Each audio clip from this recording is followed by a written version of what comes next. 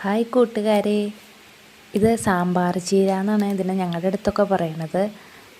ചേമ്പല പറയണത് എന്താണെന്ന് വെച്ചിട്ടുണ്ടെങ്കിൽ ഇത് കഴുകിയിട്ട് ഇടാൻ വേണ്ടിയിട്ടാണ് കേട്ടോ. അപ്പോൾ ഇത് കഴുകാൻ പോവാണ്. നല്ല ഒഴുക്കുള്ള വെള്ളത്തിലേക്ക് ഇത് ഇട്ട് കൊടുത്ത് അതിനൊക്കെ ഇട്ടിട്ട് നന്നായിട്ട് കഴുകിയെടുക്കാൻ പറ്റും. നല്ല ഒഴുക്കുള്ള വെള്ളം ആയതുകൊണ്ട് നല്ല സുഖമായിട്ട് നമുക്ക് കഴുകി ഭംഗിയായിട്ട് എടുക്കാൻ പറ്റും. അപ്പോൾ എന്നിട്ട് ഇത് കൊണ്ടുപോയിട്ട് നമുക്ക് നല്ലതായിട്ട് കറി വയ്ക്കാം. ഇത് സാധാരണ ഈ പറമ്പിലും ഒക്കെ ഉണ്ടാകുന്ന സാധനമാണ്.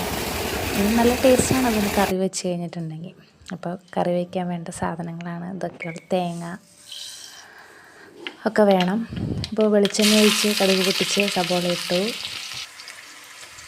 അതിനകത്തേക്ക് വെളുത്തുള്ളി ഇട്ടു, കറിവേപ്പില, പച്ചമുളക് ഇതെല്ലാം ഇട്ട് നല്ലപോലെ വഴറ്റി കഴിഞ്ഞിട്ട് മഞ്ഞൾപ്പൊടി, ഉപ്പുപൊടി,